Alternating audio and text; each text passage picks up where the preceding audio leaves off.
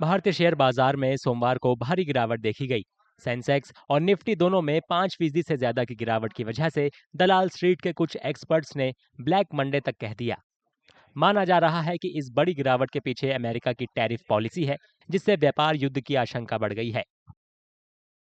But the reason being that on Friday, China announced the retaliatory measure to the tariff war, which is ongoing, that they will also impose some 34, the equal amount of duty to U.S. import.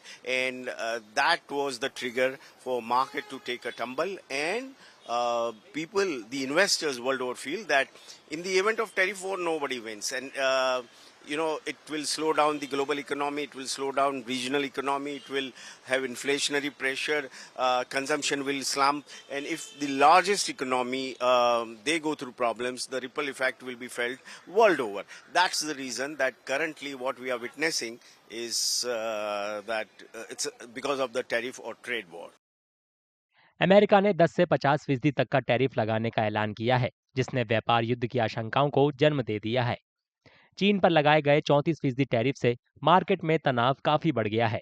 यूरोपीय संघ और Canada की ओर से प्रत्याशित जवाबी उपायों ने एक लंबे और नुकसानदेह व्यापार संघर्ष की आशंकाओं को और गहरा कर दिया है।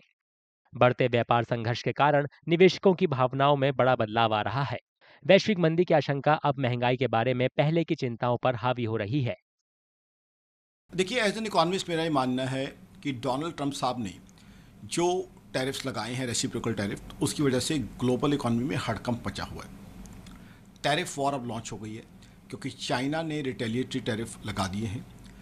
यूरोप की तरफ से उम्मीद है कि वो भी रिटेलिएटरी टैरिफ लगाएंगे, तो इससे क्या होगा, टैरिफ वॉर छिड़ जाएगी। और टैरिफ वॉर आज ग्लोबल इकोनॉमी के लिए घातक है क्योंकि ग्लोबल इकोनॉमी पहले से ही तकलीफ का, दिक्कत का शिकार है।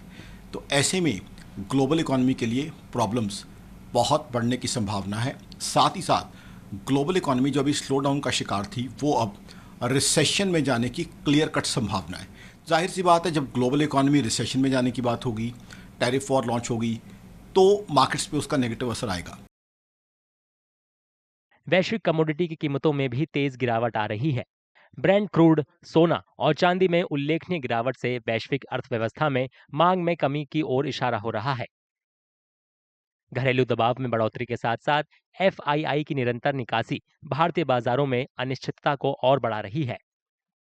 मार्केट एक्सपर्ट सावधानी पूर्वक प्रतीक्षा और निगरानी रखने की सलाह दे रही हैं, क्योंकि बाजारों की चाल काफी हद तक राष्ट्रपति ट्रंप के अगले कदम पर निर्भर करेगी। This will impact the world supply chains. This is going to erode the world capital markets. This might also cause recession across the world. So it's high time that President Trump will have to rethink his whole strategy.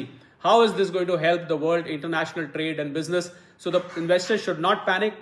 I'm sure there will be a turnaround in some time when the markets bottom out. Also, they would be short covering by the investors.